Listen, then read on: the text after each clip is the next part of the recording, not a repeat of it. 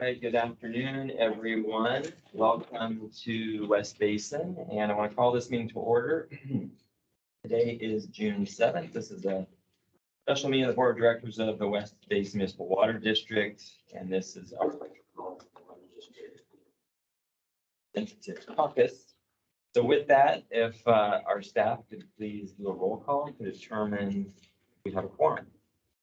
Happy to do so. I'll begin with Director Don Deere. Here. Director Gloria Gray. Director Harold Williams. Here. Director Desi Abrams. Here. President Scott Houston. Here. Houston, we have a quorum. Excellent. Is there anyone from the public wishing to speak? President Houston, we've not received any requests for public comment, though I do see that we have a number of attendees here that are attending virtually. If anybody would like to speak on a public comment, if they could raise their virtual hand and we would recognize you.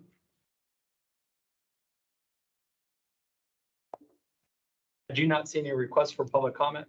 I should ask if there's any member of the public that's here today, if they'd like to make public comment as well. And seeing none.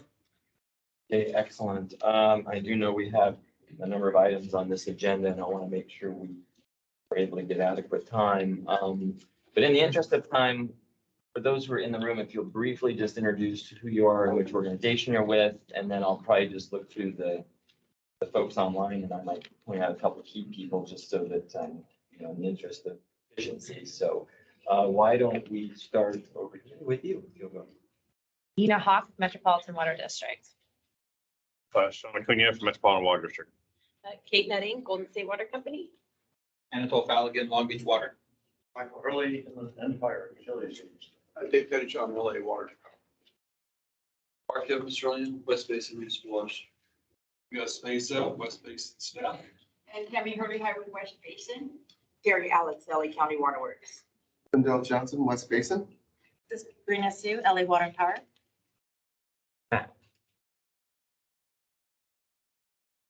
Labrio, West Basin. Mel Miranda, West Basin. Joel Blair, West Coast. Very good. And EJ can help me, but I do see, I'm just going to point out on online, I do see Director Joy Langford is with us from the Water Replenishment District. Charles Gale. I don't know if I see any other elected officials on here, but I see Virginia from LAWP. So just a different selection of folks. Catherine's here as well. Oh, what? Director Catherman's here. Okay. Thank you, Director. Good seeing you guys. Yes. So, you know, with that, we'll go ahead and move into our first discussion item, which is 4A. So EJ, if you would please open that for us. Okay, well, thank you very much, President Houston. The first item that we have is item 4A. It's our state water project dependent areas, the drought mitigation planning effort. And I wanted to introduce this very briefly. Obviously, West Basin Municipal Water District, there are portions of our service area, including portions of West Hollywood, as well as portions of Culver City, that are considered to be state water project dependent areas. These portions are served by our friends at LADWP. In meeting with Mr. Pettichon, he expressed concerns and thoughts about this issue. And so I wanted to add this to our agenda for a discussion today. I look forward to working with LADWP as well as the other state water project dependent areas. And for this presentation from Metropolitan Water District, we do have Mr. John Shama, who I believe is online. Mr. Shama has worked in engineering for over 35 years. He is the engineering planning section manager at Metropolitan. He oversees Metropolitan's safety of dams, geotechnical facility planning, the hydraulics and systems modeling, and the substructure protection and project controls. He's joining us today virtually to provide an update on the state water project dependent areas drought mitigation planning process. Please join me in welcoming John. Thank you very much, Mr. Caldwell, and let me start by apologizing about my camera. I had a failure with my regular camera, so I'm resorting to the built-in computer camera. The resolution isn't as good. I'm going to go ahead and share my screen right now. Okay, I think you can see my screen now. I just can Yes. get a confirmation of that. Thank you very much. I'm really happy to be here this afternoon. I will spend the next few minutes updating you on our drought mitigation actions for the state water project dependent areas. In April 2022, Metropolitan began a series of workshops to increase the reliability of deliveries to member agencies within the state water project dependent areas. These workshops consisted of 7 sessions over 10 months.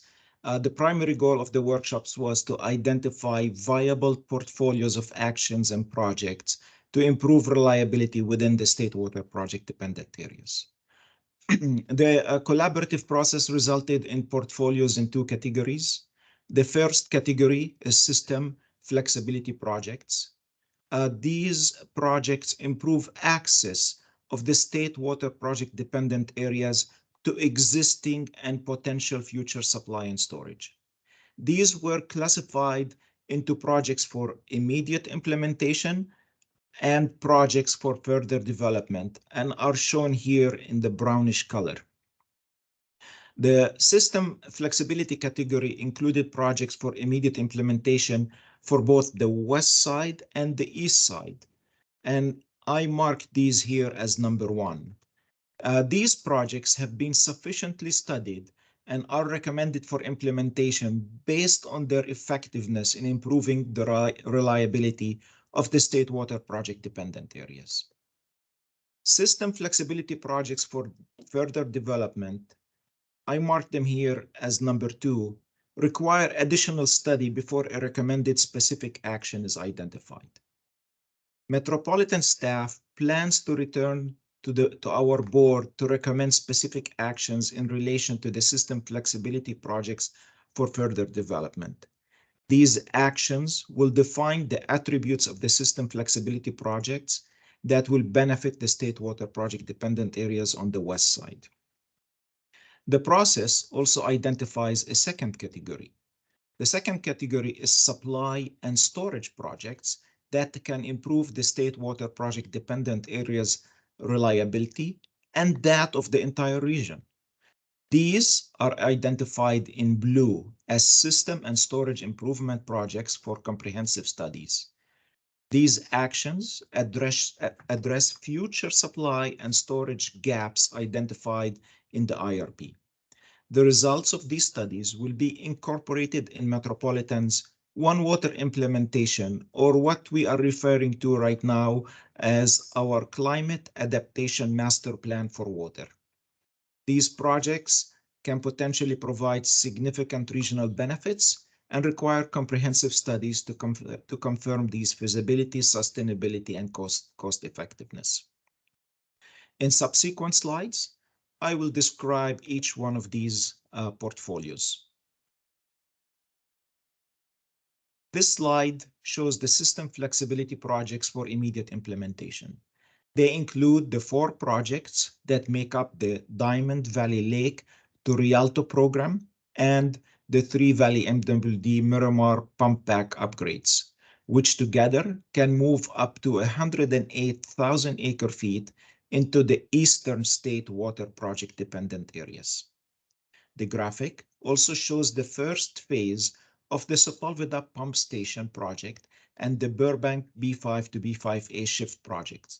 These projects can provide up to 47,000 acre-feet to the western state water project dependent areas.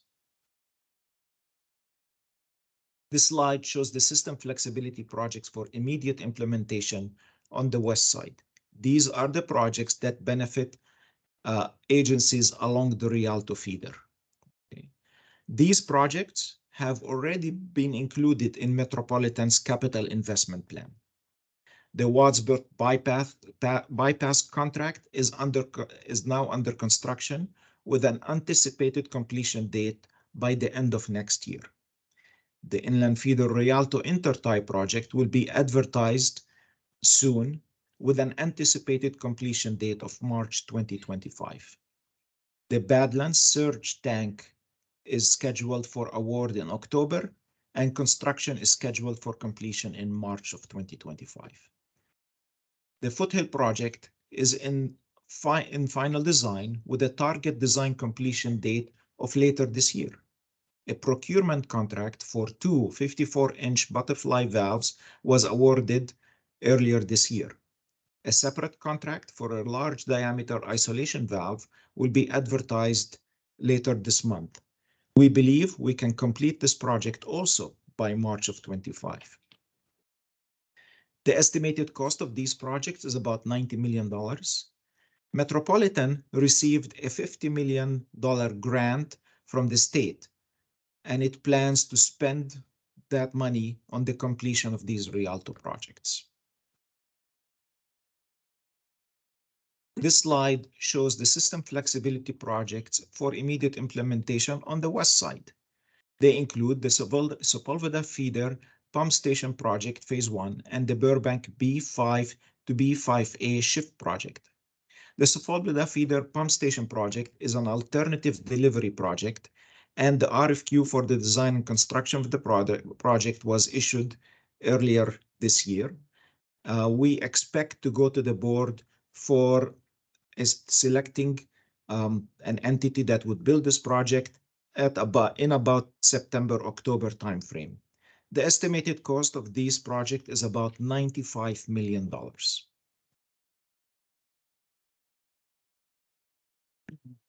This slide shows the system flexibility projects for future development on the east side. In this case, adding a PC1 pump station along the inland feeder can deliver additional water to the east side state water project dependent areas, and potentially sending additional water to the Weymouth water treatment plant. This slide shows the system flexibility projects for further development on the west side. These projects are the AVAC High Desert Water Bank to the West Branch project. The AVAC High Desert Water Bank is a groundwater storage program. This project will connect the storage program to the West Branch of the State Water Project. Metropolitan staff will return to the board in mid-2023 to authorize a feasibility study of this project.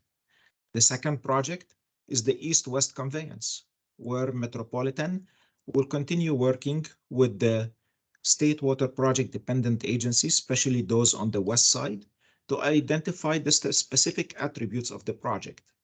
The goal of this project is to increase water delivery from the water supplies and storage facilities in the east to our service area to the west San Fernando Valley and Ventura County. The East-West Conveyance looks at both raw water and treated water delivery from the east side of Metropolitan service area to the west side of the service area. The graphic shows the raw water options identified through this exercise. The sources of water considered in the raw water portion of the study are Diamond Valley Lake, Lake Matthews, Pure Water Southern California, and LADWP's Operation Next. This graphic shows the treated water options identified by Metropolitan and its consultants. The sources of treated water considered in the study are the Weymouth Water Treatment Plant and the Deemer Water Treatment Plant. Just before joining you here today, I was in a workshop to discuss these options. I'm happy to report that as of this morning, all of the options from both raw water and treated water have been screened down to 7 remaining options. We aim to complete the analysis of these remaining 7 options and present the results and recommendations to Metropolitan's board by December of this year.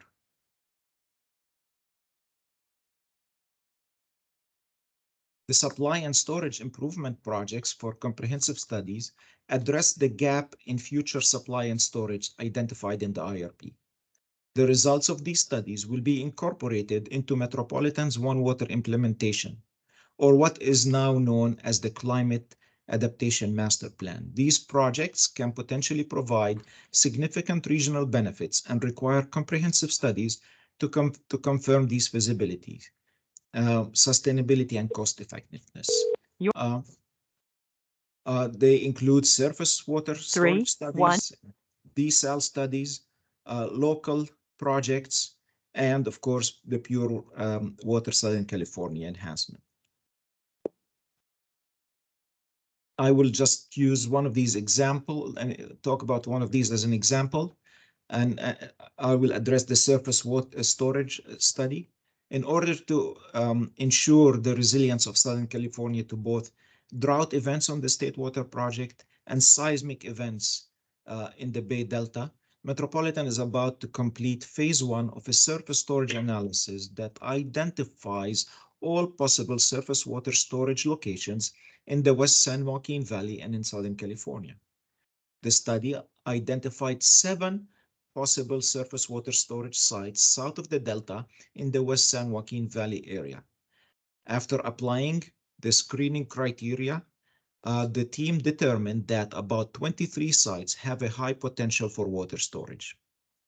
Of almost 300 sites in Southern California, 28 sites were determined to be of high potential. In phase 2 of the study, we will conduct a spatial analysis to determine where the best location for a surface water storage would be. The results of these studies will inform the climate adaptation master plan for water that is currently underway.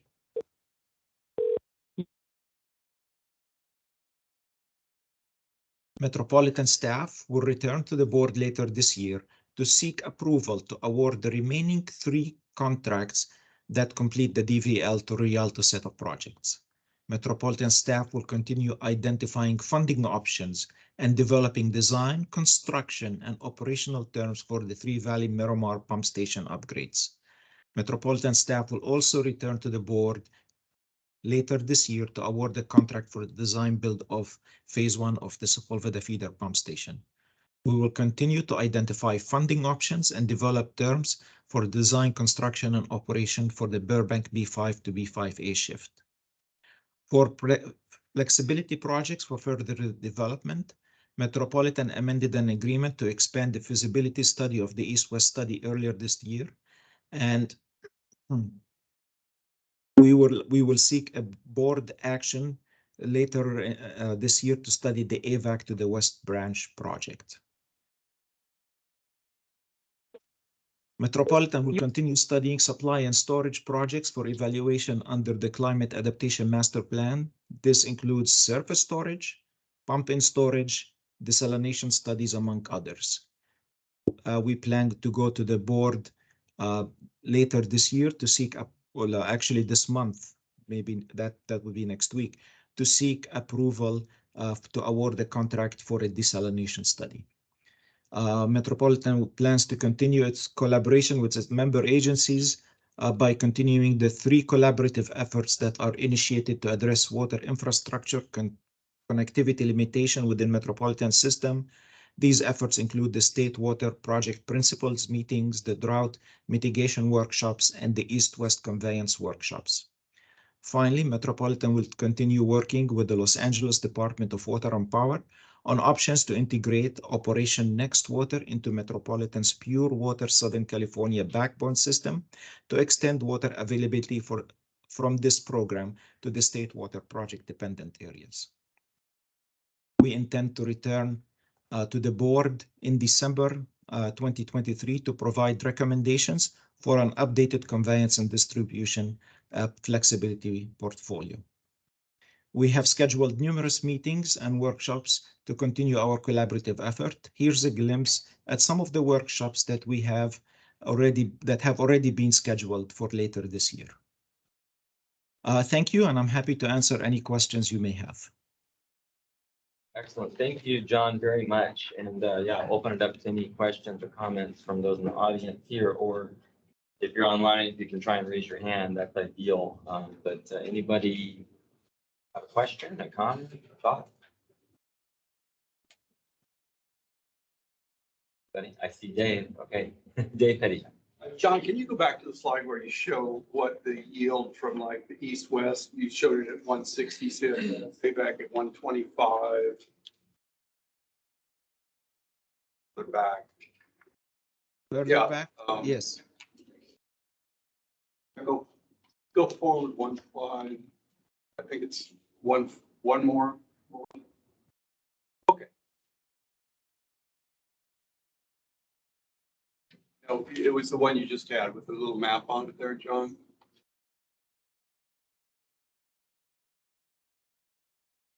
So the Sepulveda, I just want to make sure that the board understands the scale of the problem we're trying to solve. So, you know, in last year, the city and all of Ventura County and Las Virgenes were borrowing water, met with borrowing water from the state to service. And that's the challenge that we face, is that the rest of Met Service Territory was under no shortage allocation. It was only LA, Las Virgenes, Caucus, and then the three East Branch metropolitan agencies of IUA, Upper District, and Three Valleys. So you have those 6 agencies that were actually required to go under human health and safety allocation with borrowed water from the state. That Met eventually would have to pay back. The rest of Met got all the water that they needed. So the question becomes, well, how do you solve that problem? And the first question is, what's the scale of that problem?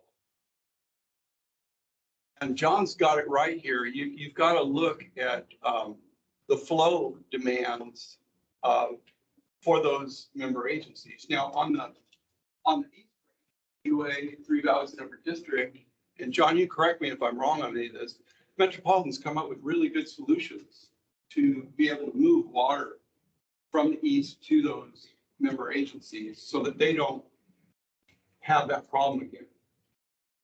The remaining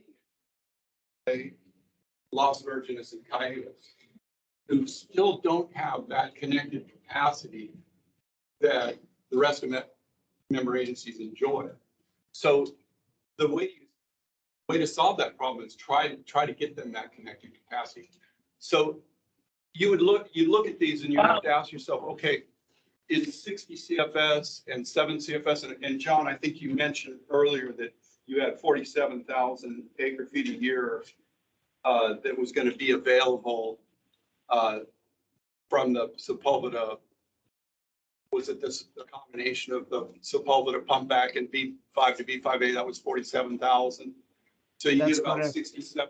67 CFS from these projects.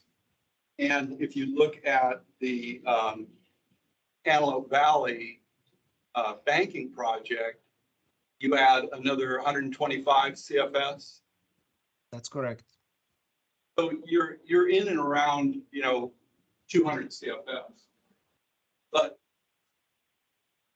the summer demands of LA, all of Ventura County and Las Virgenes together, so Caucus, Las Virgenes, and LA, in the summertime, the demand's going to exceed 600. Because these are good projects, but there has to be something a bit more robust. And that's what John was showing you on the next couple of slides. So if you go forward, John. Yeah, so if you can stop there, John, back up. The one that shows all the options for east-west conveyance, John, go forward one, this one, okay. So you can see there are a lot of options here that are being looked at to try to move water from east to west to try to solve that problem. And this is where the bulk of the agency effort is going on. And we just had it, like John said today, we just had a meeting today to talk about narrowing this field of 30 options, and we got it down to 7 today. So your board, the Metropolitan Board, is going to see eventually a board action to address this problem. And the problem is not just for LA and Caucus and Las Virgenes, but your service territory is always impacted. Like EJ was mentioning, we serve a good portion of your service territory, West Hollywood, et cetera, is served by LA. So they're also impacted. So that board action will come to the Metro Board. And it'll just be important to understand, if what's brought to the board actually addresses the problem or not. And right now, I believe that it will. I think John and his team are doing a great job to put something together that that the Met Board can actually take positive action on and solve the problem. But, we're still in the process and it's going to be a ways to go. But like EJ said, this is, may not realize it, but this is a problem for a lot of your service territory as well. Thank you, Dave, for the extra information for all of us. Other questions or comments at this time? Mr. Chair, can you hear me? Yes, Director Gloria Gray, you have joined us. Yes, thank you. I With just a wanted. comment? No, but thank you. Thank you. We noted your attendance. Thank you. Director Alvarez, you look like you wanted to say something. I did have a question for John. John, on this particular slide that's up right now, you're showing that pure water would be going up to Jensen. Can you expand on that a little bit? Yeah, and I apologize if the line for pure water doesn't show very clearly, but it's where my cursor is right now. So right now, pure water has a backbone system, a pipeline that travels in a northerly direction to get water to Weymouth and from Weymouth down to Demer. And so the idea here is that same pipeline can be connected into a raw water east-west conveyance pipeline that can then take that water to Jensen. That is depicted here in that letter G alignment or option. So the water will travel from pure water, Southern California in a northerly direction. Some of that water will go to the Weymouth plant. The remainder will be mixed with other raw water and delivered to the Jensen area. And from there, of course, it will be available for any agency that gets water from Jensen, including yours. Okay, so you're not implying that that's going to be a direct connection. You're implying that the pure water source would, as it's currently laid out, ultimately help supplant water up to Jensen. That's Is correct. that correct or wrong? That's correct. It's going to go through the treatment at Jensen. The final treatment of that raw water will be done at the Jensen plant or possibly at LAWP's water treatment plant.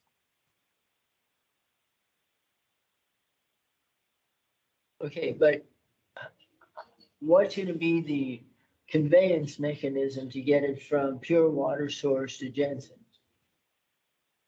From pure water, it's going to go up through the backbone system and will be tied into a future pipeline depicted on this graphic here at G. So you can see that segment W ties into the backbone system into the future east-west conveyance. Okay, so we have to build. I wasn't seeing your little scrolling thing. I see it now. Yeah, sorry about that. But yeah, we need a connection, and we probably need pumping capability as well. Right. That's currently not in the currently reviewed proposal, is it? No, it is not. This is all under study and consideration and hasn't been shared with the board. Okay, thank you.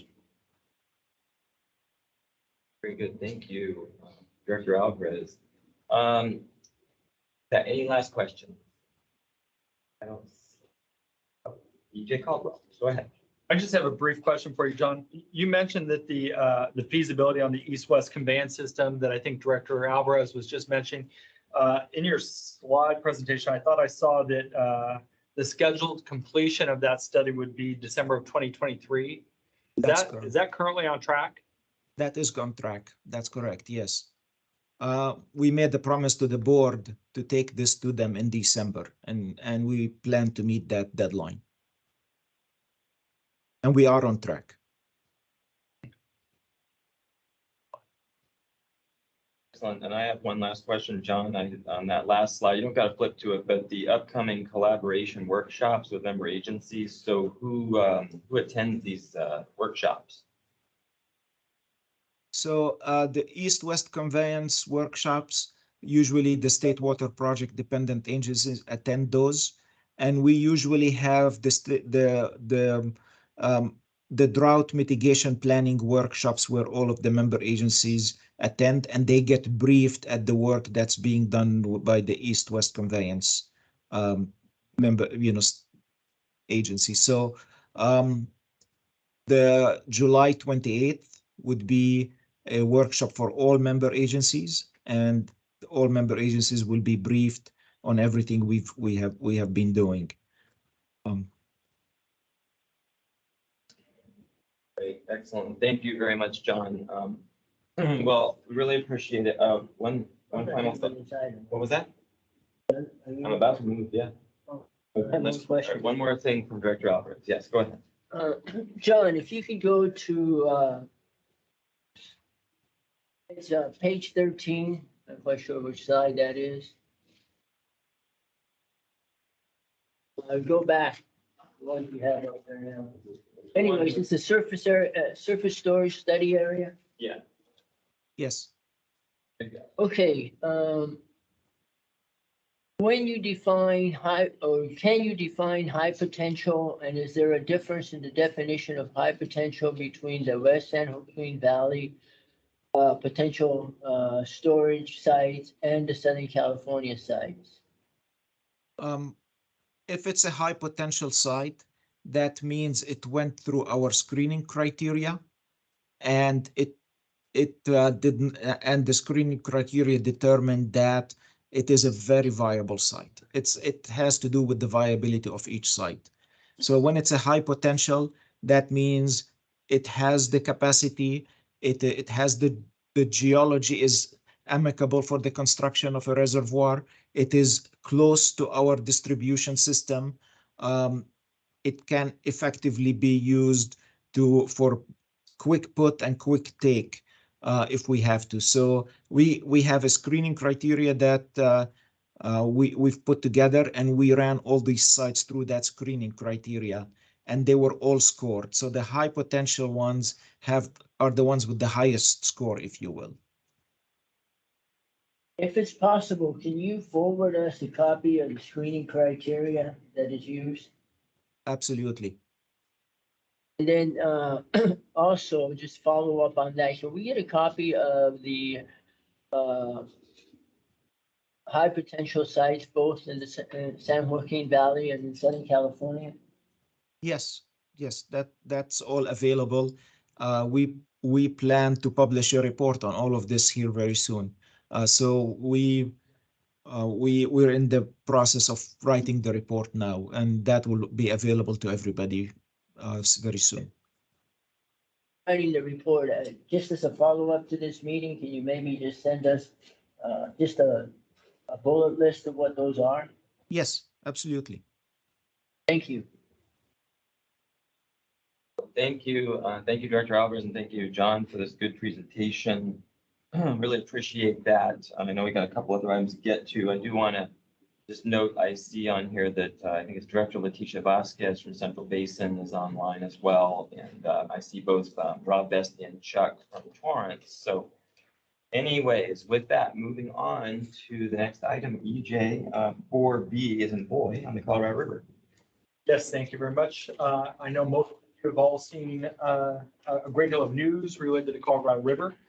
So we want to bring this item before you. This is the Colorado River 2007 Interim Guidelines, SEIS, and the recent developments. And for this presentation, we do have Ms. Shanti Rossett, Metropolitan's Colorado River Resources Policy Manager.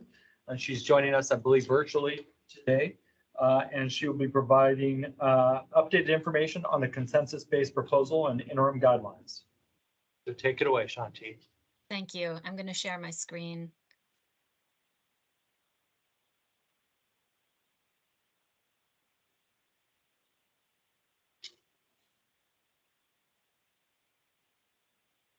In the interest of time, and given that many of you will have seen a version of this over the last week. I'm going to jump ahead to the developments as of May 22nd.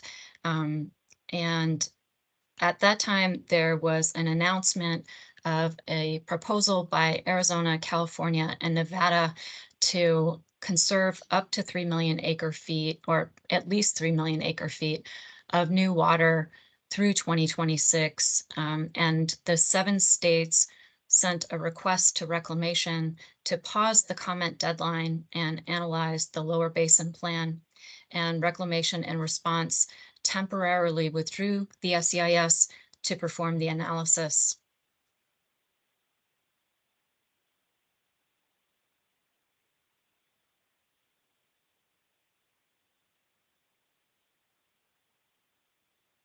So in the draft SEIS that was published in April, there were 2 alternatives that Reclamation analyzed. The first was to reduce the lower basin deliveries according to priority. The second reduces deliveries to all lower basin water users on a pro rata basis. And a no action alternative was analyzed as required by NEPA regulations. The draft SEIS did not identify a preferred alternative. Both action alternatives showed significant impacts on Metropolitan's Colorado River supplies. Alternative 1 administers new shortages according to the current priority system, and in the modeling of this alternative, Metropolitan takes no shortages when lower basin shortages are less than 2.083 million acre feet, but above that amount, Metropolitan takes increasingly large shortages. And as a reminder, in June of last year, the Commissioner of Reclamation called for 2 to 4 million acre feet in annual reductions. Under Alternative 2, which administers new shortages on a pro rata basis, Metropolitan takes shortages whenever Lake Mead is below elevation 1090. The highest percentage of reduction would be 15.5%. So in January last year, California and the 6 other Colorado River Basin states couldn't agree on a single proposal for Reclamation to analyze as part of the supplemental environmental impact statement. And this led to an avalanche of bad headlines for California. Fortunately, with the help of a wet winter in the Rockies and the Inflation Reduction Act funding from the federal government, California was able to reach agreement with Arizona and Nevada to conserve additional water through 2026, leading us to the current much better headlines.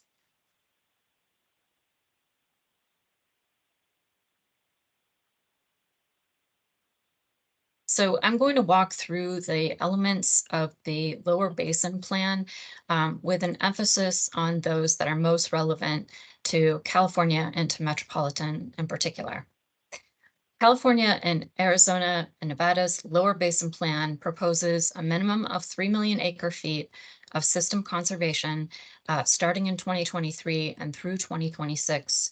At least 1.5 million acre feet of that would be by the end of 2024. Up to 2.3 million acre feet of the new conservation will be federally compensated under the Inflation Reduction Act. Compensated conservation will be mandatory and enforceable. The remaining new conservation may be compensated or uncompensated. All or a portion of this may be offset with ICS created in 2023 through 2026. ICS designated as meeting the new conservation goal cannot be delivered, transferred, or assigned before December 31st, 2026. And due to limitations in ICS storage space, some DCP ICS will become system water, which is an uncompensated addition of system water. Arizona's limitation on ICS storage space, this is likely to be effect.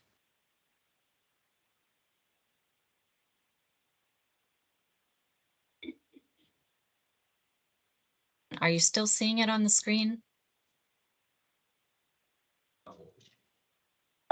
No, we're Not not right seeing now. the PowerPoint. Okay. We can hear you though. Okay.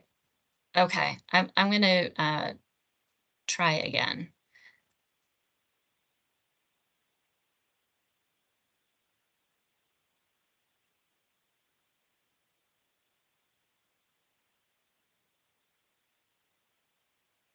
Okay, we can see it now. Okay. So, and I'll try to get back to where we were.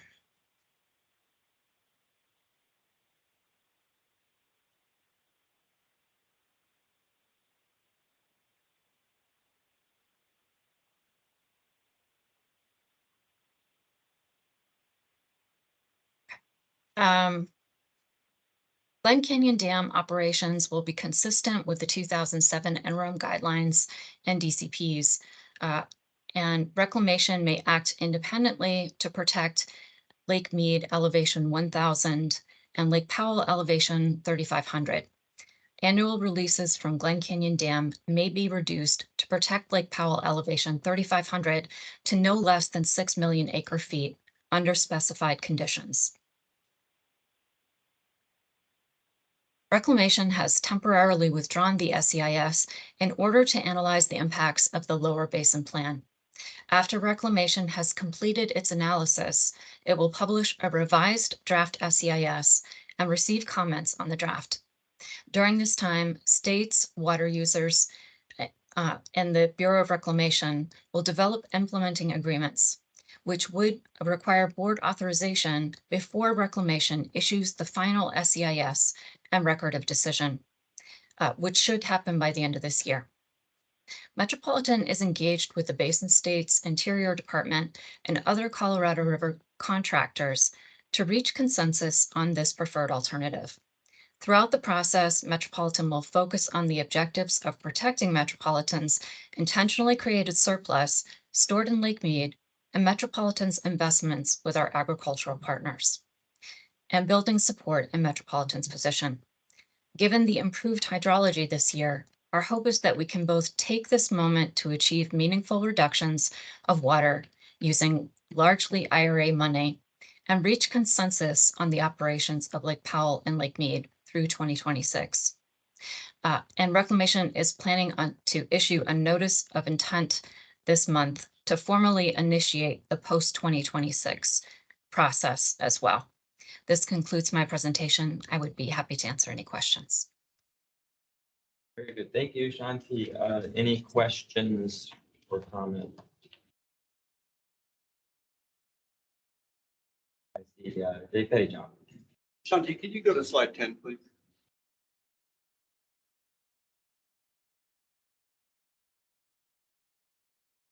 So I'm trying to understand what is Metropolitan's specific contributions to the million acre feet in the coming year? Metropolitan is currently working through this issue with the other California contractors. At this point, we have applied for the Inflation Reduction Act Bucket 1 funding with jointly with PVID and with BARD, and that we may, with board authorization, look at using some of the water that we have from those projects. We also have the option, as described in the slide, of designating some ICS that we could create this year as meeting some of that goal. The water wouldn't be able to be delivered through 2026, but it would still be Metropolitan's water in our account, and we would work out how that water could be delivered in the next set of guidelines. Okay, can you go back to slide 9, please?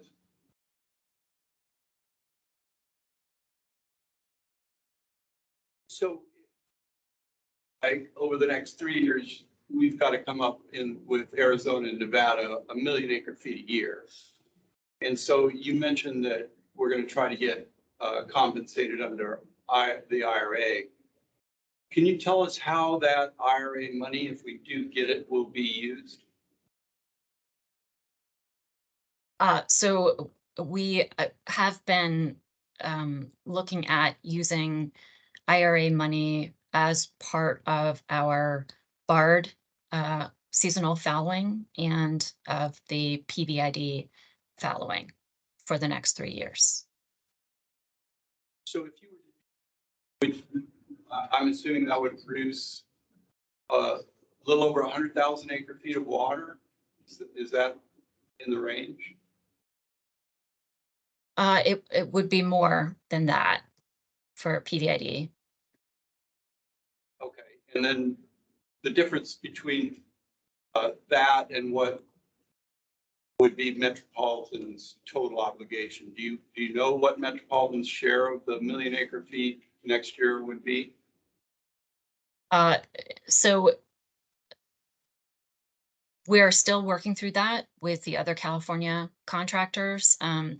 So in addition to not having that completely resolved within California, there are some details that we need to work out with Arizona and Nevada as well. So we don't have a final accounting of that. At this stage, this is a proposal to be a alternative to be evaluated for the purposes of the SEIS. This isn't at the stage of term sheet yet. So we know exactly what our share will be, but it sounds like some of it will come from our land fallowing programs, and correct me if I'm wrong, some of it will come from our ICS account that's already in Lake Mead. So it could come from our current ICS balance, or it could come from new ICS. You know, for example, we're going to have about 400,000 acre feet of water to manage this year that we don't have a current storage place designated. And one of the management options would be to create ICS for this purpose. Final question. Sorry, President Houston. If we do ICS water to meet the 3 million acre feet obligation, is that water that's just becomes system water that we have no strings attached to in the future? We can't get that water back, or is there a way to Met to get that ICS water that it's conserved back at some point in the future? The ICS water would not become system water. It would still be ICS water that Metropolitan has the right to. And the rules for delivery and accessibility would be part of our negotiations for the post 2026 rules. Thank you. Great. Thank you, David, very much. Anybody else? This is your opportunity, questions or comments. I don't see anybody online, by the way, John, but hey, not that it wasn't a valuable presentation, Shanti. Thank you very, very much. Thank you. A lot of information there and a lot of moving parts, so we appreciate it very much. Okay, we are going to move on to our final discussion item, which is 4C as in cat, regarding Delta smelt preservation. So with that, EJ, if you could lead us off on that, please. Yes, thank you, President Houston. The next item, as you mentioned, is 4C. And for this presentation in person, we do have Nina Hawk, who is Metropolitan's Bay Delta Initiatives Policy Manager, who will provide an update on the Delta Smelt Preservation Study. And also joining us is Dr. Sean Acuna, who is the scientist in Metropolitan's Bay Delta Group. Thank you for joining us. Thank you for having us. So I'll kick us off a little bit to give some context. At Metropolitan, we have a science program that's focused on the Bay Delta region specifically, and this is critically important for us to better understand what's happening with aquatic species in the Bay Delta region. And because of that, we have scientists on staff that actually evaluate and work closely with other resource agency scientists, along with other partner agencies in Delta interests in academia. For us to move our water through the Delta from the High Sierras down through the California Aqueduct to Metropolitan, there are certain provisions related to our operations that are predicated on certain species in the Delta. And one of them in particular is Delta smelt. They are in fact threatened under CISA, California Endangered Species Act, and also threatened under ESA. So that's the Endangered Species Act on the federal side. So that means there are some certain provisions and things that limit the ability for us to sometimes pump or move water through the Delta because of this species. So we have Dr. Sean Acuna here, who's actually an expert in working on a number of these collaborative processes on Delta smelt in particular. And we were very fortunate over the last couple of seasons. Sean worked pretty rigorously with a number of scientists and resource agencies to execute an MOU, which focused on the ability for Metropolitan to be the first water agency to take on Delta smelt from the cultured laboratory setting and introduce them into the wild, which is pretty very unique and innovative opportunity, with a longer term hope that we can advance the species and its viability and help potentially improve managed operations within the Delta, therefore improving our water reliability to Metropolitan. So I will hand it over to Sean Acuna, Dr. Sean Acuna, who'll provide an update on this pilot study. Thank you, Dina. Thank you for having me here. I'm happy to present on this. This is a item that was at our subcommittee meeting earlier in April. I've been asked to give the presentation again. So if we can go to the, yes, thank you. So why are we culturing Delta smelt on our islands? Nina already kind of teed that up a little bit. This is a list of species. We want to see what we can do to help it. One of the strategies that is being used right now is the supplementation, as was noted before, into the wild. That means taking these hatchery fish, putting them directly in the wild, try to support the species as best as possible. There are a lot of unknowns on that. There are a lot of great people working on this. State and federal side are working together collaboratively with universities to try to put this together and supplement the species. But with that in mind, there's still also a lot of unknowns, and that's where we come in as study partners and members of the community out there in the Delta. We're providing what we can to help further along and refine the process. Next slide, please. So the main goal of what we're trying to do is how do we optimize putting the fish from the tanks into the wild? That's our main thing that we're trying to help with. And there's a lot of different studies you can do on that. We're going to work on a few of them. We're going to start slow and then try to work our way up and try to identify each of those different hurdles. Next slide. So I'm going to play a little bit of a video for you guys. And if you wouldn't mind switching over to the video and play that, it's going to be short, and then and then I'll go with the rest of the presentation.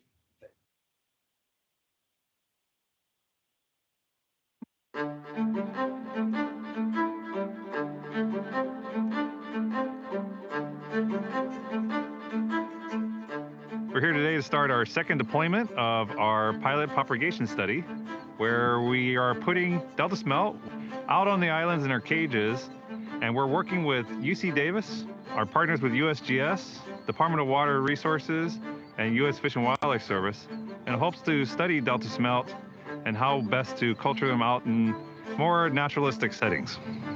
The Delta smelt are listed as endangered both state and federally. We hope by using these impoundments to be able to produce enough fish, and we will have like sustainable numbers. Currently, they're trying to supplement the species by taking hatchery fish and introducing them into the wild. If the Bolden Islands study is successful, it could be used to inform our partner agencies in their efforts to culture Delta smelt. Right now, all the cultured fish are in tanks. Very sterile environments. Everything's very controlled. The technical expertise you need to man them and operate them, plus the equipment, is really intensive and actually quite expensive. So that's why we hope to be able to reduce the manpower to raise these fish by using more natural settings like the impoundments.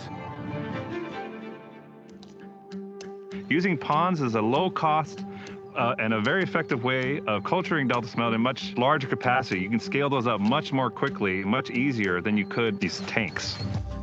We've already had a primary deployment in November, and then we ended it in January. They did very well. They survived. They had some pretty good growth, a lot of great things. So I think we've already demonstrated this is successful. And our plans are to try to leverage that success, look at other islands and see if those impoundments might be useful, as well as other impoundment designs. We have a lot of ideas of what we can do for this. I'm proud to be part of a research project that is meaningful and that has also very direct consequences for a fish population. That's a pretty exciting thing to try to support Delta smelt out here in the wild. It's dynamic. They get day-night activity. It gets cold at night. It gets warm during the day. You have the winds, everything for them to eat naturally. If we want to use Delta smelt in the wild from the hatchery, we've got to give them all the tools for them to thrive and do well. And this is a way to do it.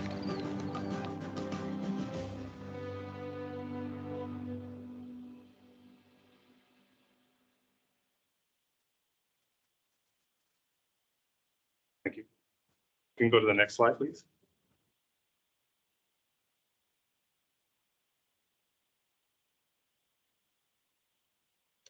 So what we did was, it's sort of like a semi-wild setting. So we're not putting them into the wild. That's what the federal and state agencies are doing. What we're doing, we're putting them in a sort of semi-wild state, putting in these impoundments on our islands. This is one of the islands is Bolden Island in the Delta. There are a number of these sort of impoundments out there. It's basically we get some borrow pits or they've been created because of some sort of levee breach. But basically, we're able to use these ponds that are just sitting there, put the fish in these cages, and then monitor them for a little while. We put them out there in November last year, pulled them out in January. We also had a second deployment. I'll go over that in a minute. Next slide, please. These are our study partners. This is a big effort that we're working with a lot of people, not just state and federal agencies, but local agencies, plus local interest groups that are working on that.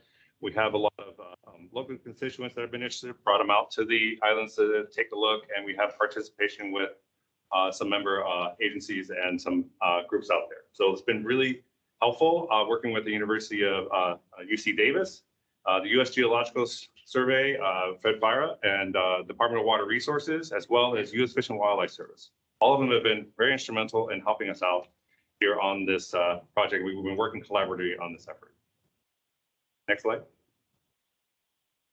So our primary question was, can we grow these fish without feeding them? So that seems like a simple ask, but generally, if you put a fish in a tank, it's going to die. It's not going to live. You need to add food, fish food.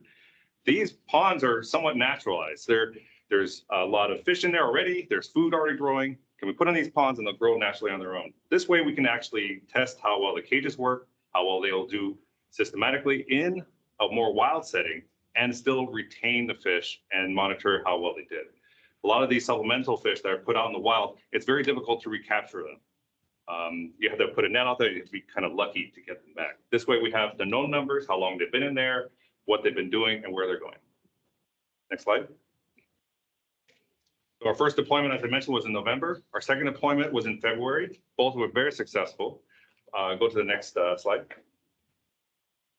This is the results from our first one, 97% survival, really good growth.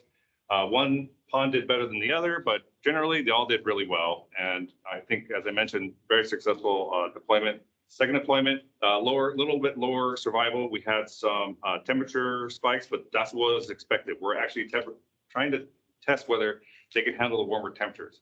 Unlike in the Delta, where the water is much more stable temperature-wise, in the ponds, they fluctuate a lot.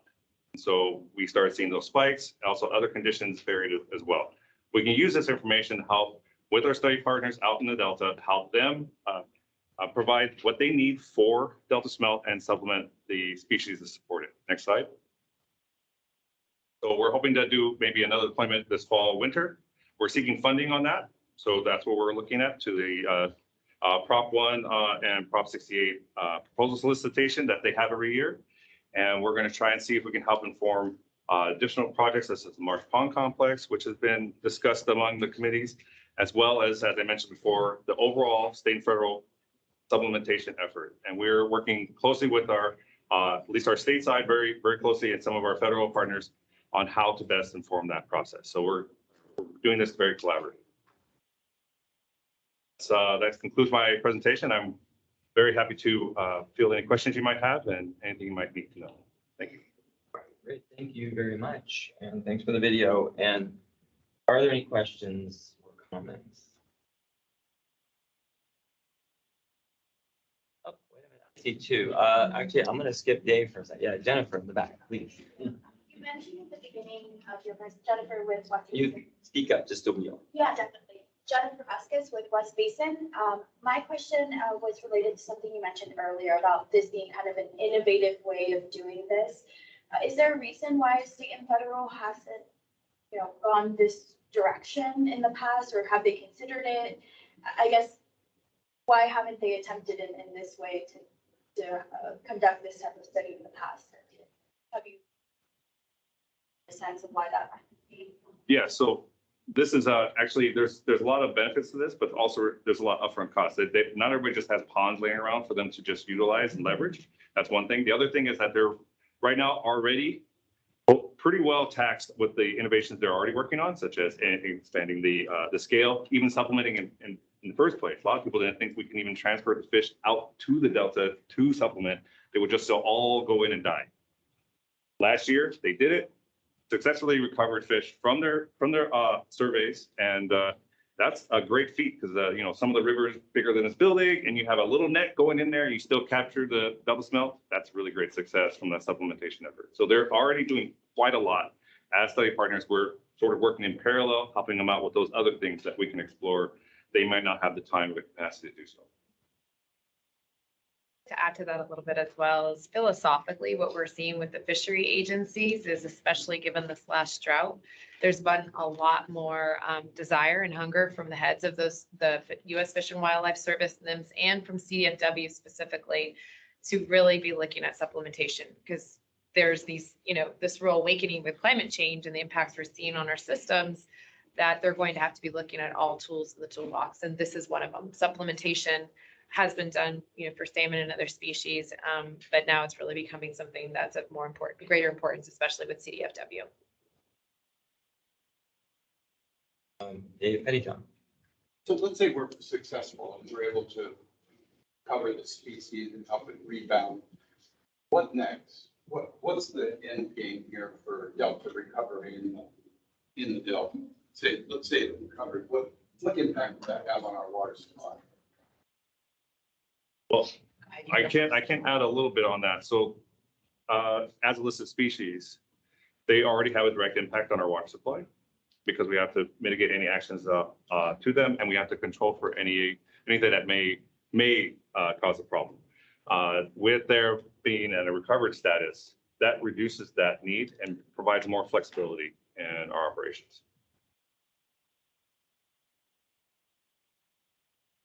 I think we're looking for more water reliability, if that's possible, through recovery of species. So that's not the only thing that we need to do. So this is just Delta smelt. There are other listed species as well. So there's a lot to go on. But having a species at a better status does allow for more flexible consideration for management options. So that kind of assumes that water supply is the negative impact on the fish. So you've got to recover the species before you can export more water, which assumes that exporting more water actually is the thing that's causing the species to decline. Do you believe that that's the case? I think that we have multiple stressors out there in the Delta. One of them is water diversions could be contributing to that. We're not the only ones out there also contributing to stressor effects. There's also habitat degradation. There's contaminant inputs. We also have invasive species, a number of many different things. So relieving one thing is not the only thing. What this could do if you recover the species could actually help with a lot of other efforts, not just with water supply. It could also help with navigation, because there's a lot of things out there that are having to deal with that. It could help with dredging operations that have to help with that navigation. It's going to help with a lot of different stressors that are also helping out there in the Delta. Yeah. Final question. So I was going to add to it too. Is, the regulatory processes themselves for the operational permits are very much looking at the individual species during the issuance of the permits. They go through their biological assessments and biological opinions during that process. and they determine whether or not the species is in jeopardy. And so the fishery agencies specifically in this case have not identified a jeopardy. So that means they have essentially mitigation, which is associated with their operating permits, which ensures that in fact, whatever activity is taking place is not adversely impacting the species, but rather there's mitigation in place to take care of it. So it's through those regulatory processes and the laws, we work through it so that the essentially from a legal perspective, regulatory perspective, we're doing what's being needed as the fishery agencies. Final question. Oh, one of all those stressors that you mentioned, really one of them is ours. Water, moving water delta. There's a plethora of other stressors on those species and other species. For that, to overcome all those stressors before you're going to be able to operate in the delta and move water through the way you'd like to. Are we going to have to take on all the other stressors? Oh, I have no, actually, I don't really know about that. I believe our responsibility is on the water supply and the effects of either direct or indirect effects of water supply. Everything else, contaminant or nutrient loading, those kind of things, I believe those are on a case-by-case basis and those kind of purviews. You might know better, but for me, I wouldn't know whether we would have to shoulder that burden. I don't think so. I thought we're a water supply organization, so I didn't think so.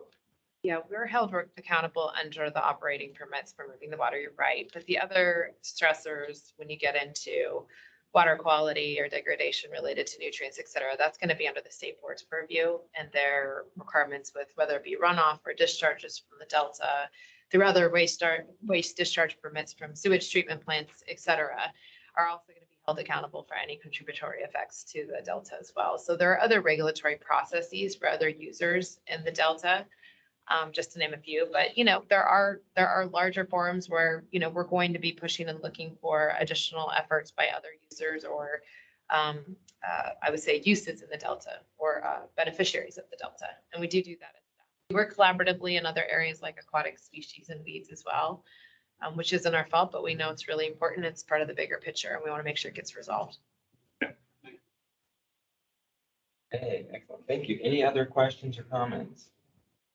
I think those were some good questions, by the way. I have a question really quick too, and that was, these studies were conducted this past winter, right? Yeah, fall to spring of this past year. Yeah. Of course, it was really wet. Right? Really, like an anomaly of precipitation, if you will, in my opinion. I think. But did that maybe play an impact in some of the findings of the studies? Because this is way out of the ordinary versus what we would probably normally have or expect.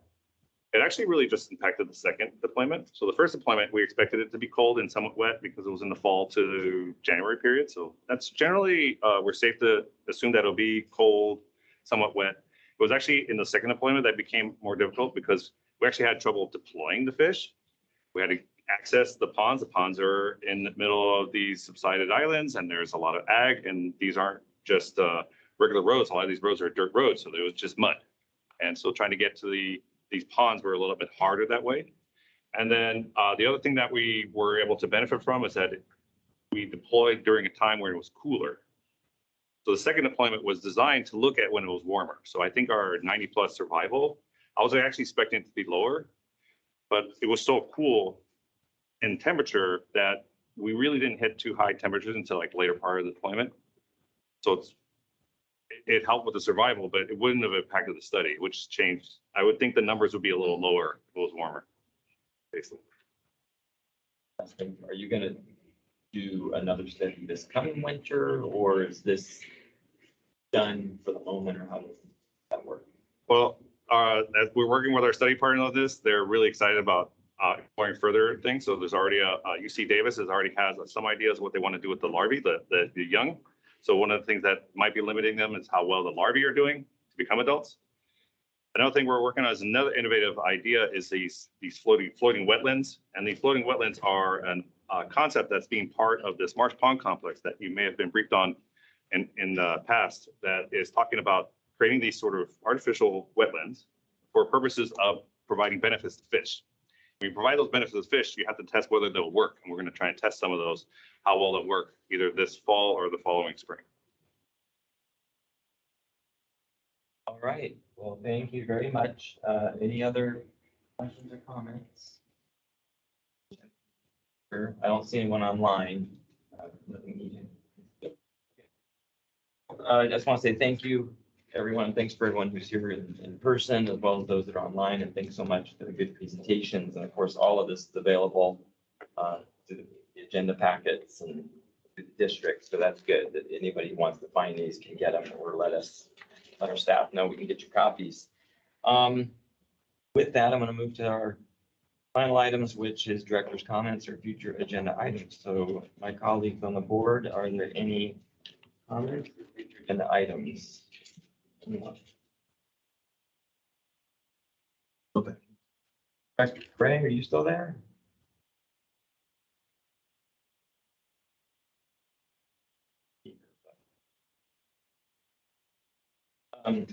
Okay, and I don't have anything else, just again, excellent presentations. Thanks everyone for being here.